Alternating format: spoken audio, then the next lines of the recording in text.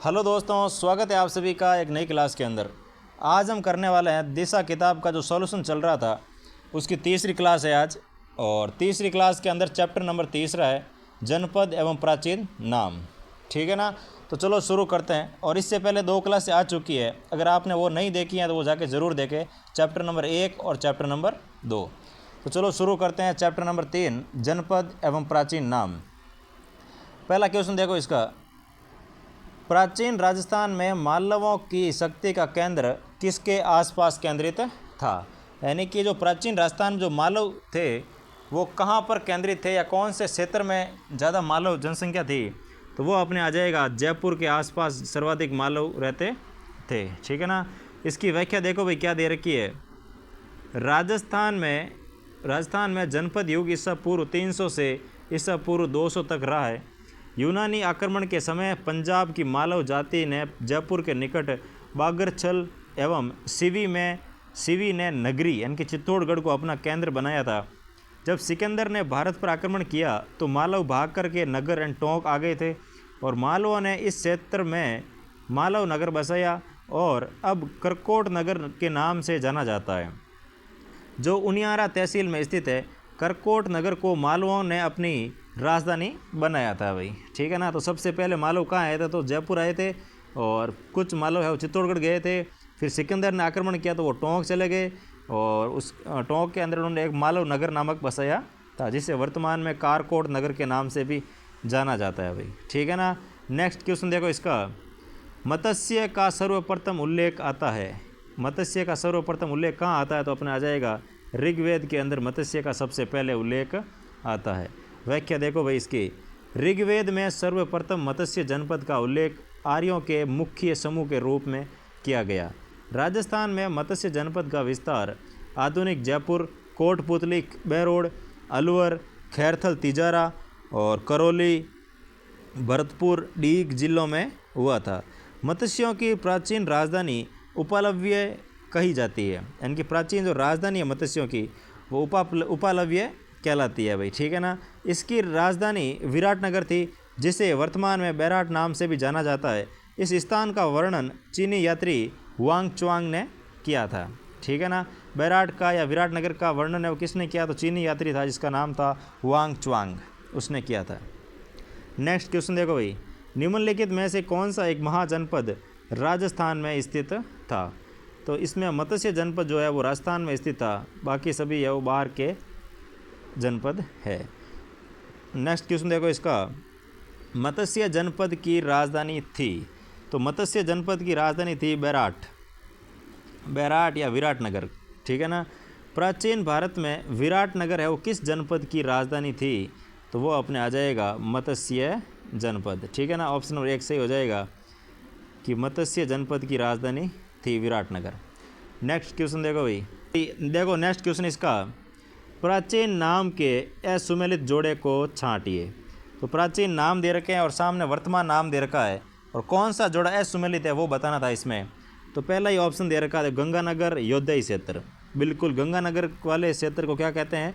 योद्धई क्षेत्र कहते हैं, क्योंकि वहाँ जो लोग रहते हैं उनको अगर आप किसी भी समय पूछते हो कि कहाँ जा रहा है तो युद्ध में जा रहा हूँ, कहाँ से आ रहे हो तो युद्ध से आ रहा हूँ, यानी कि वो एनी टाइम युद्ध ही करते रहे। ठीक है ना। तो हमेशा बिजी रहते थे युद्ध में, इसलिए उस क्षेत्र का नाम ही पड़ गया कि वो युद्ध वाला क्षेत्र है, इसलिए योद्धई क्षेत्र।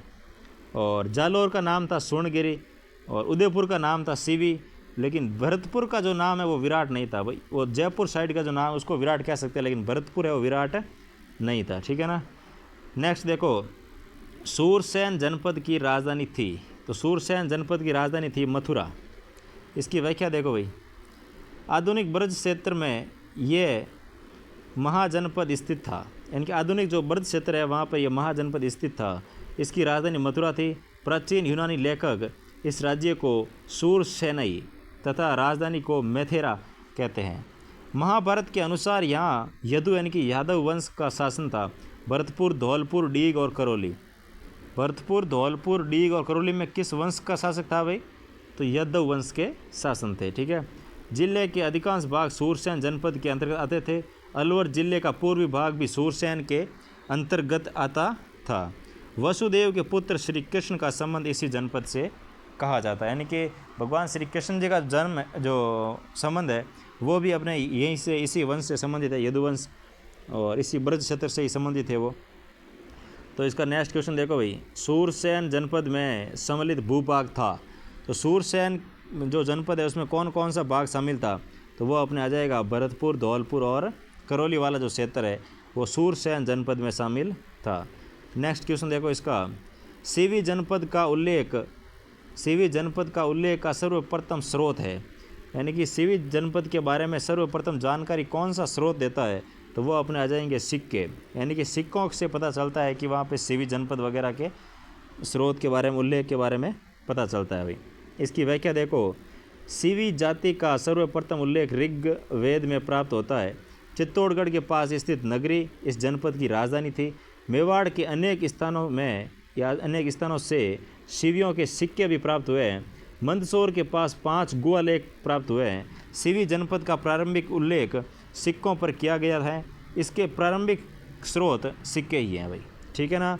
नेक्स्ट क्वेश्चन देखो इसका, चित्तौड़ के आसपास के क्षेत्र को डैश डैश डैश के जनपद के रूप में जाना जाता है। यानी कि चित्तौड़गढ़ के जो आसपास का एरिया है उसे किस जनपद के नाम से जाना जाता है? तो वो अपने आ जाएगा सीवी जनपद के नाम से जाना जाता है भाई, ठीक है ना।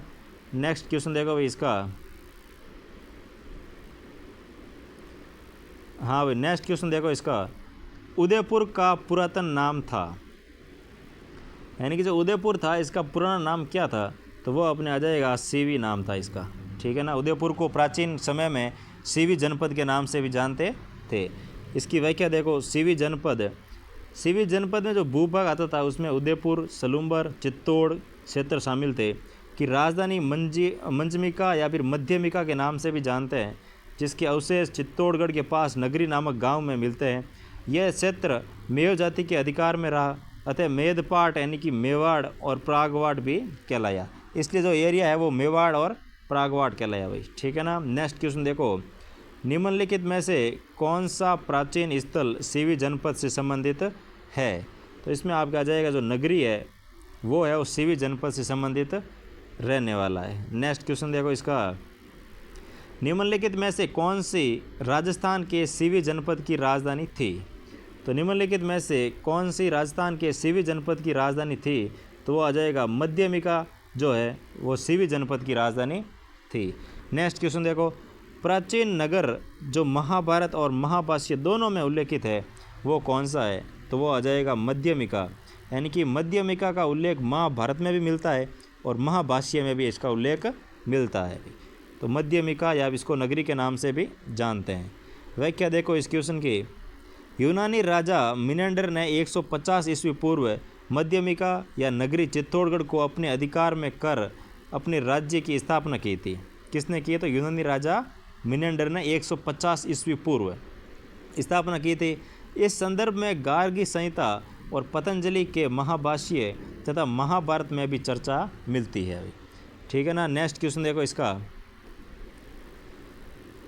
अर्जुनाइन जाति के प्रभाव क्षेत्र में सम्मिलित प्रांत कौन से थे? जो अर्जुनाइन जाति है उसके प्रभाव क्षेत्र में कौन कौन से प्रांत शामिल थे? तो वो आ जाएगा अलवर और भरतपुर जो प्रांत है वो इस अर्जुनाइन जाति के प्रभाव क्षेत्र में सम्मिलित था। व्याख्या देखो भाई इसकी, भरतपुर अलवर प्रांत के अर्जुनाइन अपनी विजयों के लिए प्रसिद्ध थे।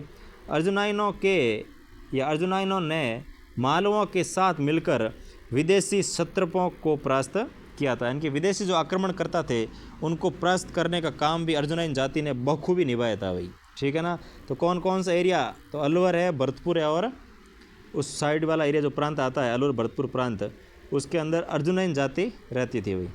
नेक्स्ट क्वेश्चन देखो, राजस्थान में कुषाण शक्ति को संभवतः नष्ट करने में कौन सा जनपद सफल रहा था?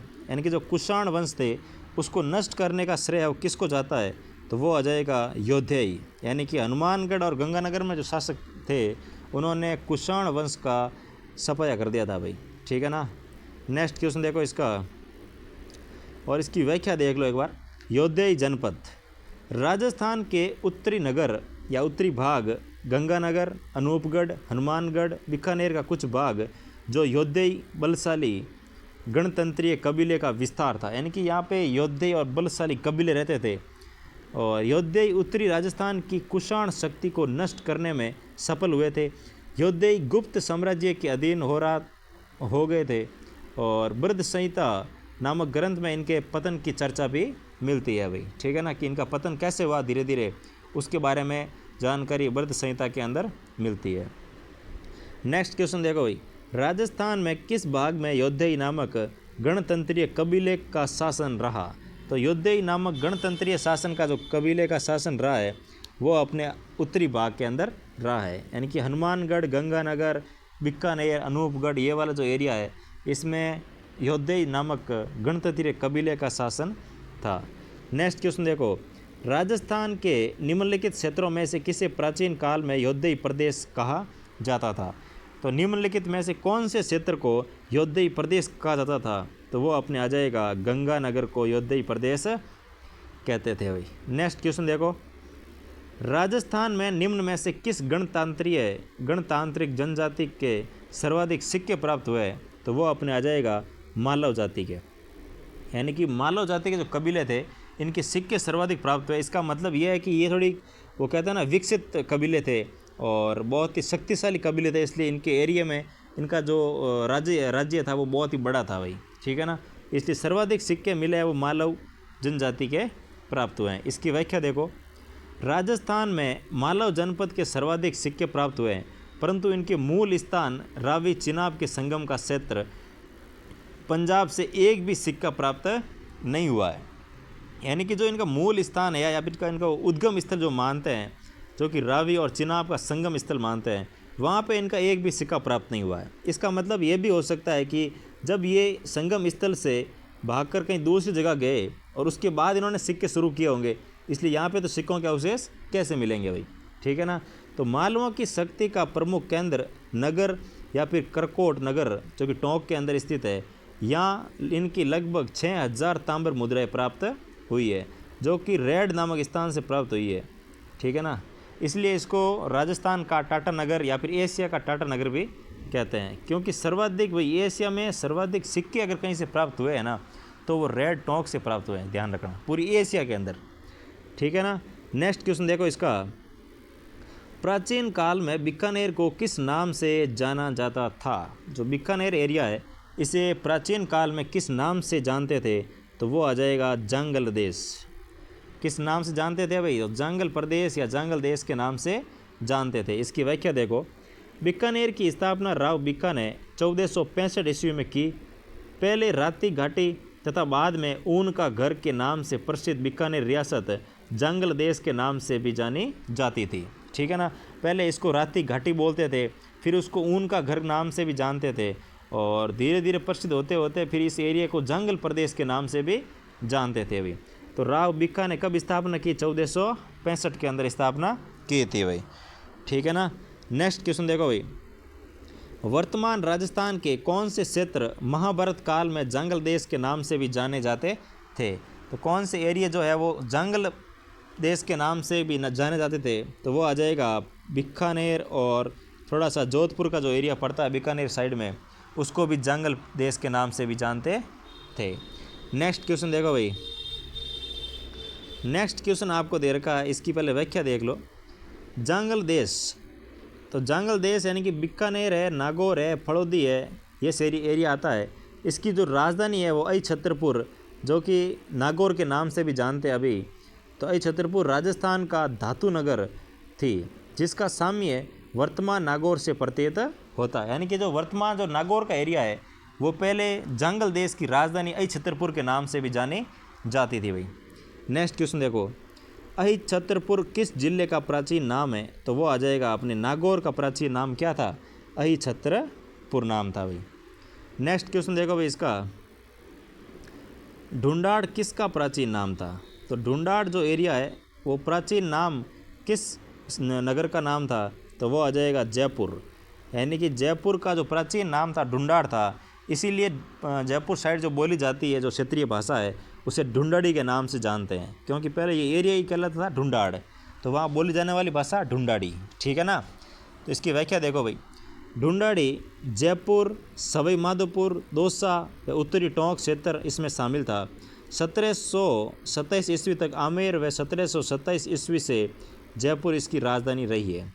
वह इसका राजवंश कछुआ राजवंश कहलाता था।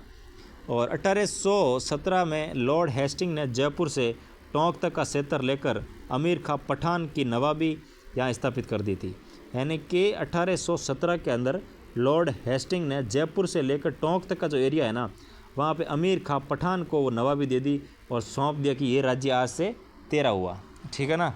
इसलिए टोंक के अंदर आज देखो सर्वाधिक मतलब पहले मुस्लिम आए थे, वजीरुद्दौला वगैरह 1857 क्रांति के समय उन्होंने किया था, क्रांति में हिस्सा लिया था उन्होंने। नेक्स्ट क्वेश्चन देखो भाई, राजस्थान के किस क्षेत्र में जयपुर शहर स्थित है? तो राजस्थान का कौन सा क्षेत्र है जहाँ पे जयपुर शहर स्थित है? तो वो आ जाएगा ढूंढाड़ क्षेत्र में स्थित है। नेक्स्ट क्वेश्चन देखो, प्राचीन काल में राजस्थान का वह क्षेत्र जो जम्बूण रण कहलाता था, यानी कि प्राचीन नाम में राजस्थान का वह क्षेत्र जो जम्बुक रण कहलाता था, तो वो आ जाएगा केशव राय पाटन। ठीक है ना। तो केशव राय पाटन जो एरिया अभी वर्तमान में है, इसे पहले जम्बुक रण के नाम से भी जानते थे भाई। ठीक है ना। नेक्स्ट इसकी व्याख्या देखो, प्राचीन काल में बूंदी स्थित केशवराय पाटन, जिसे रंतीदेव पाटन या आश्रम पटन भी कहते थे, में जम्बुक यानी कि रीछों की भरमार थी। यानी कि जो जम्बुक होते हैं ना, जम्बुक रीछ, उनकी यहाँ पे सर्वाधिक संख्या होने के कारण इस एरिया का नाम ही पड़ गया था जम्बुक रण, कि भाई ये जो एरिया है ये जम्बुक यानी कि रीछों का क्षेत्र है, रण है। ठीक है ना। नेक्स्ट क्वेश्चन देखो भाई, प्राचीन ऐतिहासिक स्थल आश्रम पटन की आधुनिक पहचान क्या है? तो इसकी जो आधुनिक पहचान है वो है केशव राय पाटन। ठीक है ना, जिससे जम्बुक रण के नाम से भी जानते हैं और ये बूंदी के अंदर स्थित है भाई। नेक्स्ट क्वेश्चन देखो भाई, इसका राजस्थान का उत्तरी तोताद्री कहलाता है, यानी कि राजस्थान का कौन सा एरिया है जिसे उत्तरी तोताद्री के नाम से भी जानते हैं? तो वो आ जाएगा अपने गलता जी। ठीक है ना। तो गलता जी यानी कि इसको मंकी वैली के नाम से भी जानते हैं, क्योंकि यहाँ सर्वाधिक मंकिया यानी कि बंदर पाए जाते हैं और यहाँ पे सर्वाधिक फूल पाए जाते हैं, बहुत अच्छे अच्छे फूल है यहाँ पे गलता जी के अंदर। और इसको ढूंढाड़ का पुष्कर भी कहते हैं भाई। ठीक है ना, ये भी ध्यान रखना कि गलता जी को और किस नाम से जानते हैं, तो अपने ढूंढाड़ का पुष्कर। ओके, नेक्स्ट क्वेश्चन की ओर बढ़ो भाई। नेक्स्ट क्वेश्चन से पहले इसकी व्याख्या देख लो। जयपुर के बनारस एवं मंकी वैली उपनामों से प्रसिद्ध गलता को उत्तरी तोताद्री यानी कि रामानुज संप्रदाय के दक्षिणी भारत के तोताद्री मठ की तरह माना जाता है। ठीक है ना। तो जयपुर का इसको बनारस भी कहते हैं और ढूंढाड़ का पुष्कर भी कहते हैं, मंकी वैली के नाम से भी जानते हैं। तो गलता जी बहुत ही इंपॉर्टेंट स्थल है भाई जयपुर के अंदर, और इसे उत्तरी तोताद्री के नाम से भी जानते हैं, जो कि रामानुज संप्रदाय के दक्षिणी भारत के तोताद्री मठ की तरह इसको माना जाता है।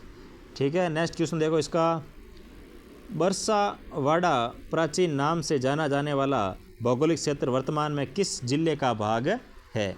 यानी कि बरसावाड़ा जो प्राचीन स्थल था वो वर्तमान में किस नाम से जाना जाता है? तो वो आ जाएगा अजमेर। यानी कि अजमेर को प्राचीन समय में बरसावाड़ा के नाम से भी जानते थे। इसकी व्याख्या देखो भाई, जेम्स टोड द्वारा निर्मित अजमेर स्थित टोडगढ़ के किले का मूल नाम बोराड़बाड़ा यानी कि बोराशवाड़ा था, और इस भौगोलिक क्षेत्र का प्राचीन नाम जो था वो बरसावाड़ा था। ठीक है। धीरे धीरे इसका नाम बरसावाड़ा से बोराड़वाड़ा हो गया, फिर बोराशवाड़ा हो गया, और लेकिन इसका प्राचीन जो मूल नाम था वो बरसावाड़ा था। नेक्स्ट क्वेश्चन देखो, कौन सा सुमेलित नहीं है? यानी कि प्राचीन अंचल और वर्तमान जिले दे रखे हैं, उनके प्राचीन नाम और वर्तमान में उसको किस नाम से जानते हैं वो दे रखा है, और आपको बताना है कौन सा सुमेलित नहीं है। तो सीवी जनपद या सीवी है वो चित्तौड़ कहते थे, बिल्कुल सही है। जंगल प्रदेश बीकानेर और जोधपुर का कुछ एरिया कहते थे, बिल्कुल सही है।